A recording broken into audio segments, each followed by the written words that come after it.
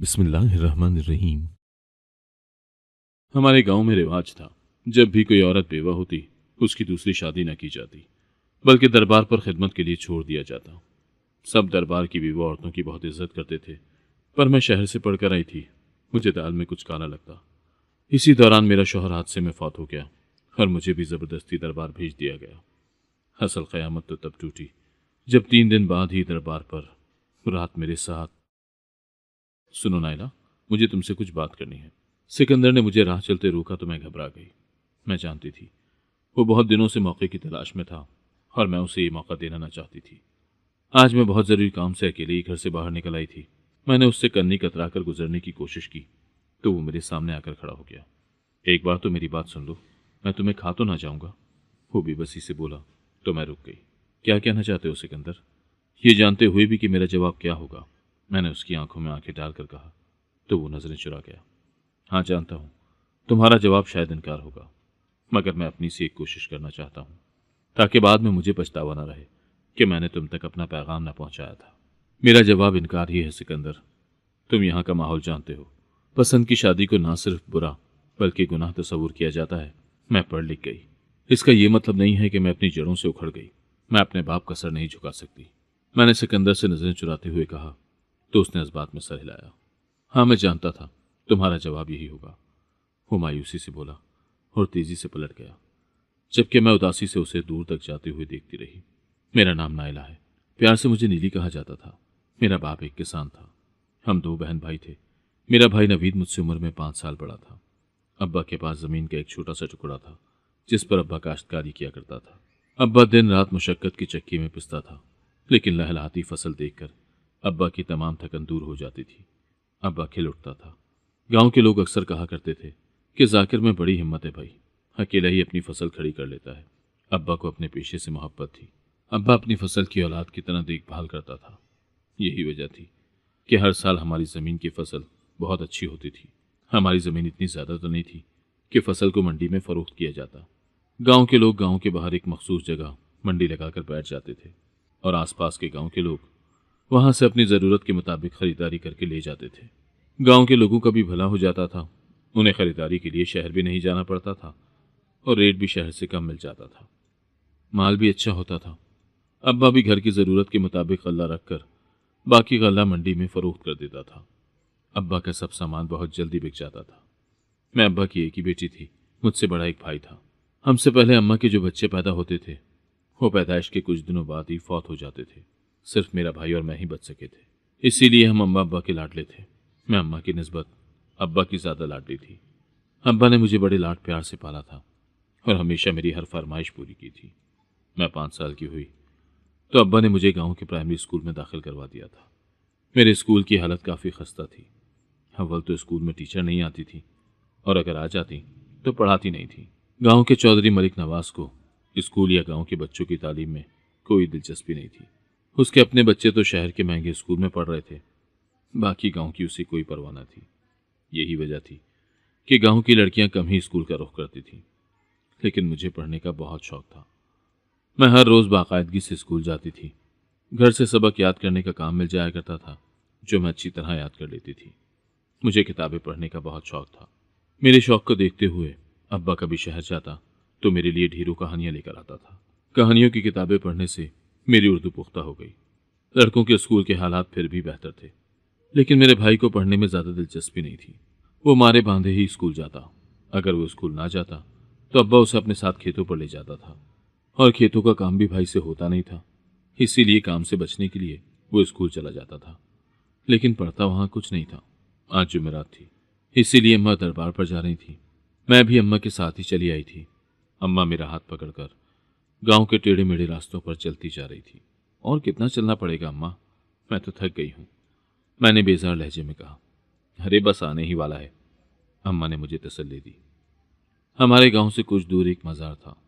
अम्मा हर महीने उस दरबार पर लाजमी हाजिरी देती थी। आसपास के गांव से भी लोग दरबार पर आया करते थे, लेकिन जुमेरात को ज़्यादा रश होता था। लोग मज़ार पर दुआएं मांगते और चढ़ावे चढ़ाते थे।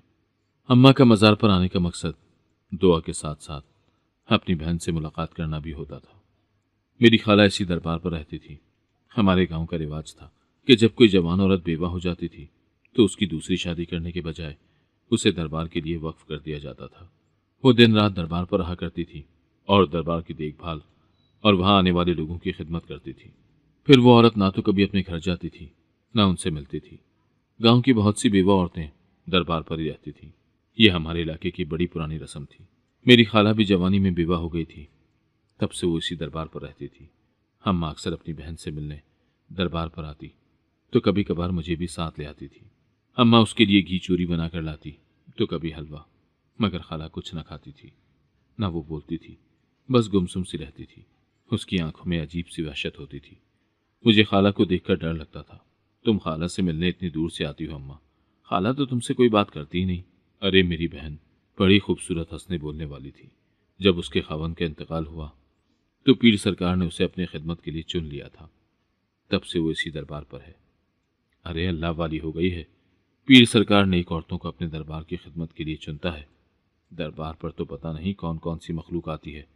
सुना है कि जिन्नात भी आते हैं। दरबार पर रहने वाली औरतें सब मखलूकात को देख सकती हैं, तभी तो ये किसी से बात नहीं करती। इसीलिए तेरी खाला भी चुप रहती है। बड़ी खुशकिस्मत है वो, हर वक्त दरबार पर इबादत करती है। अम्मा बताती तो मैं हैरान होकर सुनती रहती। क्या वाकई खाला जिन्नात को देख लेती हैं? मैं दिल में सोचती और मुझे खाला से और भी डर लगने लगता। मैं 5वीं के इम्तहान में अच्छे नंबरों से पास हो गई थी। अम्मा चाहती थी कि अब मैं घर बैठूं, ज्यादा पढ़ लिख कर क्या करना है, लेकिन मैं बजिद थी कि हर सूरत मुझे आगे पढ़ना है। हमारे गांव में तो लड़कियों का हाई स्कूल नहीं था, लेकिन साथ वाले गांव में हाई स्कूल था। हमारे गांव से कुछ लड़कियां वहां पढ़ने जाती थी। अब्बा ने मुझे भी उसी स्कूल में दाखिला दिलवा दिया था। स्कूल आने जाने का रास्ता काफी लंबा था। सुबह अब्बा मुझे अपनी साइकिल पर स्कूल छोड़ाता और वापसी पर मैं लड़कियों के साथ पैदल ही घर आ जाया करती थी। पैदल चलने की वजह से मैं काफी थक जाती थी, लेकिन मुझे परवाह नहीं थी। इसी तरह 4 साल गुजर गए थे। मैंने मैट्रिक का इम्तहान बड़े अच्छे नंबरों से पास कर लिया था। गली में शोर की आवाज सुनकर मैं भागकर दरवाजे पर गई थी। मलिक नवाज के आदमी गली में खड़े थे और दरबार की 2 औरतें गौरी को पकड़कर जबरदस्ती अपने साथ ले जा रही थी। गौरी ज़ारो कतार रो रही थी। साल भर पहले ही तो गौरी की शादी जफर के साथ बड़ी धूमधाम से हुई थी, पर 1 महीना पहले ही गौरी के शौहर जफर का इंतकाल हो गया था। उसका 1 माह का बेटा भी था। गौरी को दरबार की खिदमत के लिए चुन लिया गया था। गौरी दरबार की खिदमत से इनकार न करती, पर वो अपने 1 माह के बच्चे को छोड़कर कैसे जा सकती थी? वो जाना ही नहीं चाहती थी। वो मलिक नवाज के आदमियों की मिन्नतें कर रही थी कि उसको ना ले जाएं। वो अपने बच्चे के बिना नहीं रह पाएगी। गांव की औरतों का कहना था कि गौरी को ऐसा नहीं करना चाहिए। दरबार की खिदमत की सआदत तो किस्मत वालों को मिलती है। मलिक नवाज के आदमी गौरी को जबरदस्ती अपने साथ ले गए थे। मुझे ये सब ठीक नहीं लग रहा था। मैंने अफसुर्दा होकर दरवाज़ा बंद कर दिया था। मैं आगे पढ़ना चाहती थी। अब्बा रात को घर आए तो मैंने अब्बा से कहा कि मेरा कॉलेज में दाखिला करवा दें। मेरी बात सुनकर अम्मा की तो सिटी गुम हो गई थी। तुम पढ़ने के लिए शहर जाओगी? हाँ, शहर जाने में क्या बुराई है, अम्मा कहने लगी। बस इसी की कसर बाकी थी।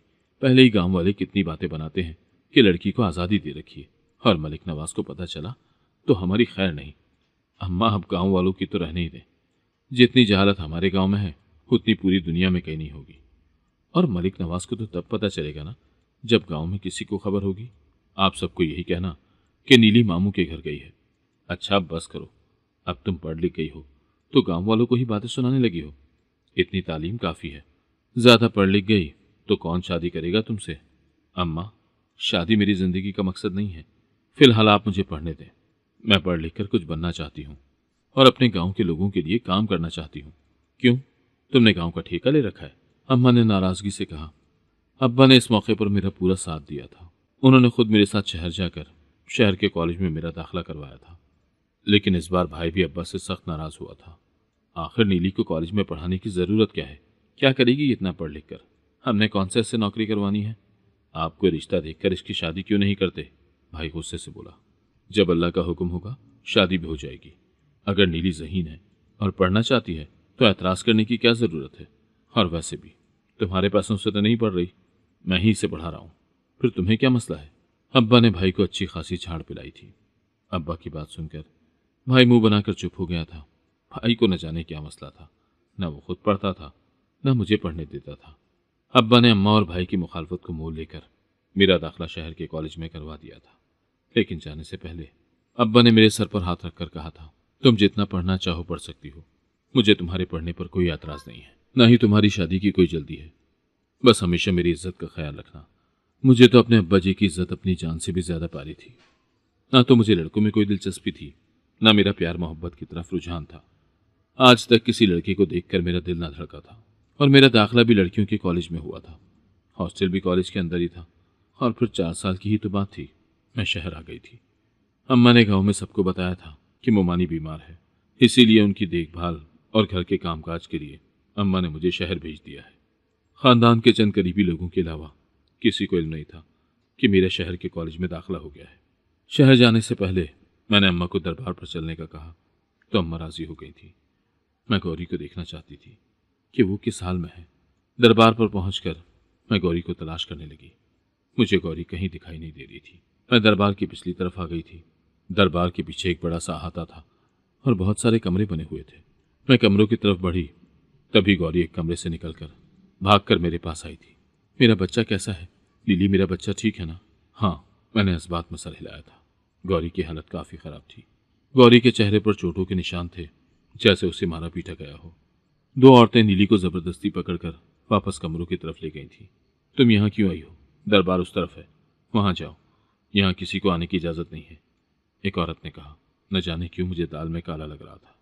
वो गौरी को ऐसे लेकर गई थी जैसे वो कोई कैदी हो, और उसके जिस्म पर चोटों के निशान थे। हमेशा दरबार की खिदमत के लिए जवान और खूबसूरत बीवा औरतों को ही चुना जाता था। उम्र रसीदा औरतों को तो मलिक नवाज ने कभी दरबार की खिदमत के लिए तलब नहीं किया था। अल्लाह जाने ये सब क्या था। मैं शहर आ गई थी और दिल लगाकर तालीम हासिल करने लगी थी। कॉलेज में मेरा पहला साल बड़े आराम से गुजर गया था। तभी एक दिन मैंने कॉलेज में सिकंदर को देखा। मैं सिकंदर को देखकर घबरा गई थी। मेरे दिल में खौफ की लहर दौड़ गई थी। सिकंदर मेरे ही गांव का था, और परेशानी की बात यह थी कि वो मलिक नवाज का खास आदमी था। कहीं मलिक नवाज ने उसे मेरी निगरानी करने के लिए तो नहीं भेजा था? मलिक नवाज को पता चल गया तो न जाने वो अब्बा के साथ क्या सुलूक करेगा। गांव में किसी भी अहम काम से पहले मलिक नवाज से इजाजत लेना लाजमी था, लेकिन अब्बा ने मलिक नवाज से मेरी तालीम की बात छुपाई थी। मैं बहुत परेशान थी, लेकिन अगले चंद दिन तक गांव से कोई खबर ना आई तो मैं भी मुतमईन हो गई थी। कुछ दिनों के बाद सिकंदर मुझे फिर कॉलेज में दिखाई दिया था। इस बार वो मेरे करीब चला आया था। कैसी हो? उसने मुस्कुराकर पूछा। तुम यहाँ कैसे? मैं प्राइवेट इम्तिहान की तैयारी कर रहा हूँ, इसीलिए अक्सर कॉलेज आना जाना रहता है। पढ़ाई के सिलसिले में मुझे तुम्हारी कुछ मदद चाहिए। उसने कहा तो मैंने हामी भर ली थी। वो भी मेरी तरह छुपकर पढ़ रहा था, इसीलिए मैंने उसकी मदद का फैसला किया था। सिकंदर अक्सर कुछ न कुछ पूछने कॉलेज आ जाता था। वो प्राइवेट पढ़ रहा था, इसीलिए उसको मदद की ज़रूरत पड़ती थी। मैं उसको अच्छे से समझा देती थी। मैंने कॉलेज में सिकंदर का तारुफ अपने कज़न की हैसियत से करवाया था। कॉलेज मैडम को मेरे हालात का अच्छे से इल्म था कि मैं कितने मुश्किल हालात में पढ़ रही थी। वो मेरी हिम्मत से मुतासिर थी। मैंने सिकंदर को भी उनसे मिलवा दिया था। एक दिन सिकंदर ने बताया कि वो मलिक नवाज की मुलाजमत सिर्फ मजबूरी में कर रहा है।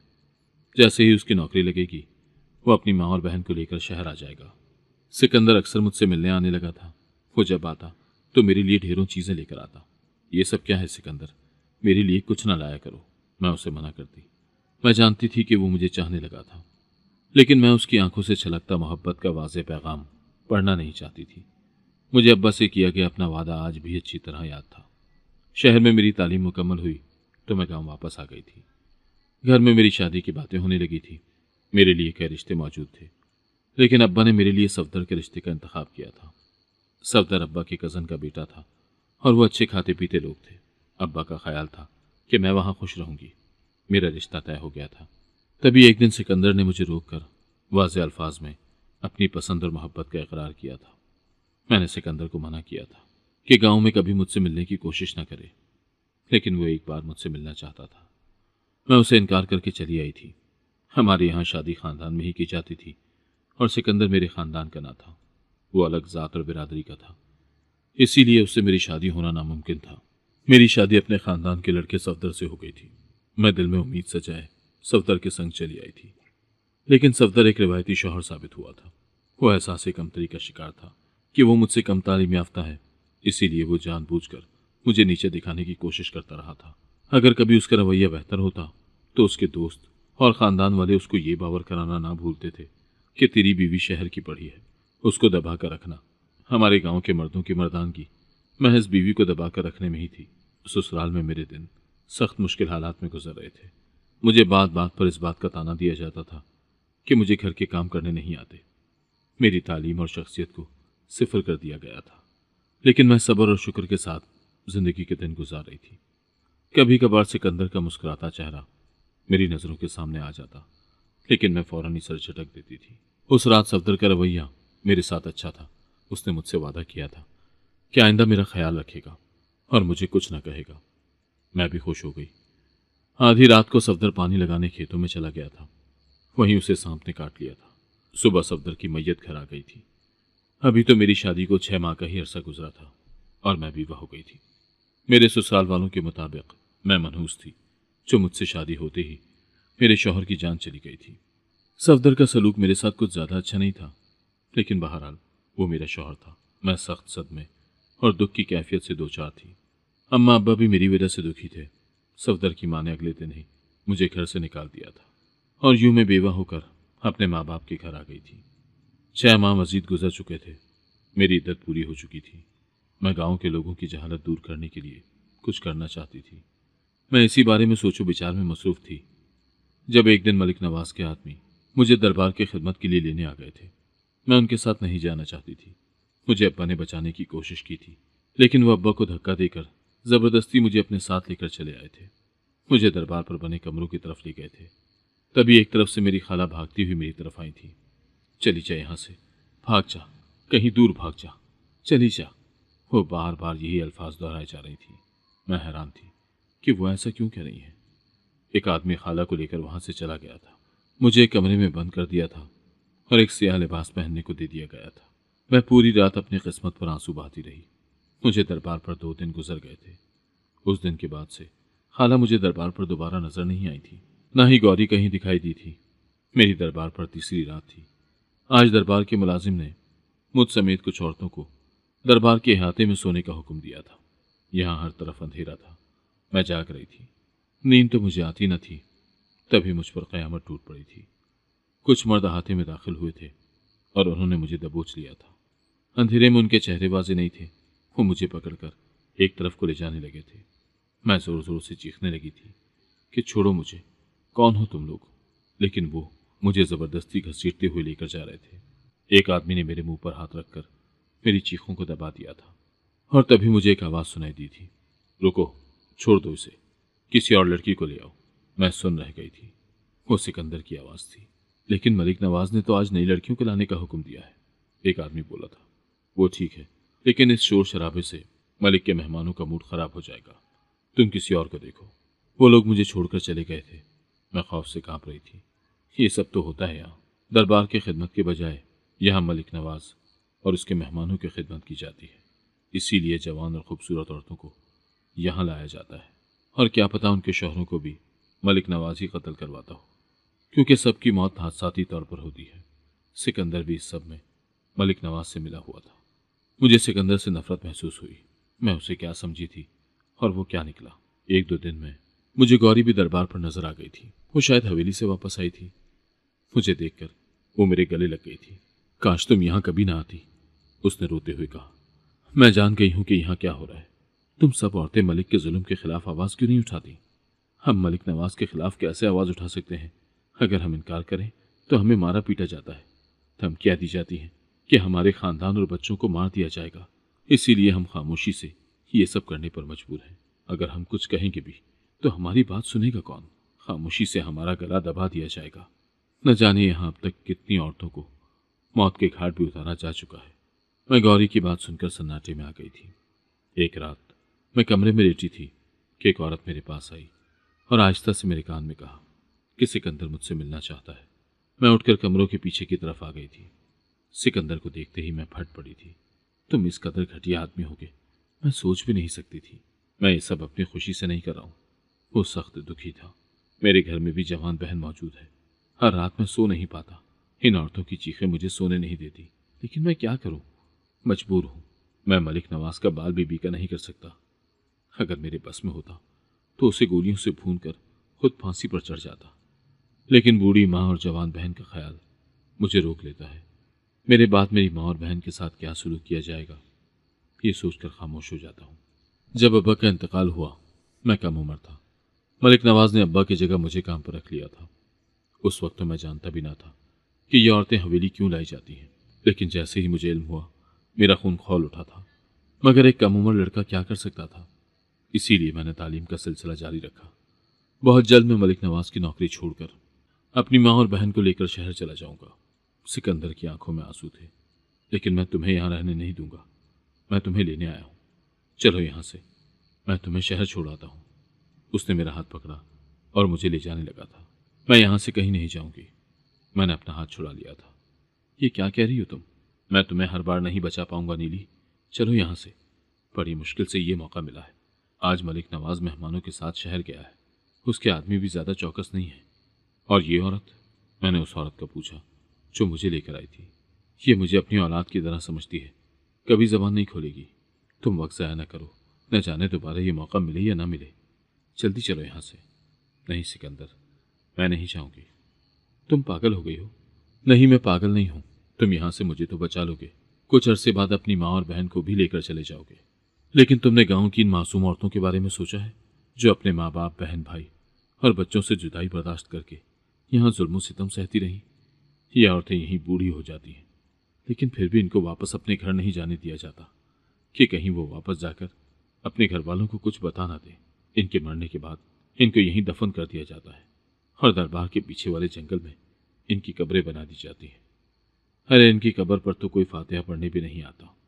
मैं अपने गांव की मजलूम औरतों को छोड़कर यहाँ से नहीं जा सकती। तो तुम इन औरतों के लिए कर भी क्या सकती हो? तुम मलिक नवाज से टक्कर नहीं ले सकती हो, वो बहुत ताकतवर आदमी है। लेकिन हम कोशिश तो कर सकते हैं, और तुम्हें इस सब में मेरा साथ देना होगा। यही तुम्हारे किए गए गुनाहों का कफारा है कि मलिक नवाज को उसके अंजाम तक पहुंचाने में मेरा साथ दो, वरना अल्लाह तुम्हें कभी माफ नहीं करेगा। ये क्या कह रही हो तुम? मलिक नवाज पर हाथ डालना बहुत मुश्किल काम है। पूरे इलाके की पुलिस भी उसके साथ मिली हुई है और सियासतदानों से भी उसके ताल्लुकात हैं। इन्हीं लोगों को खुश करने के लिए तो यहाँ महफिलें सजाई जाती हैं।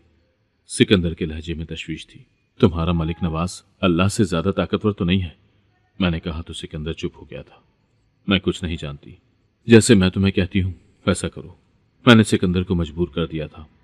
उसने मेरा साथ देने की हामी भर ली थी। मैंने सिकंदर को मलिक नवाज के खिलाफ सबूत इकट्ठे करने के लिए कहा था।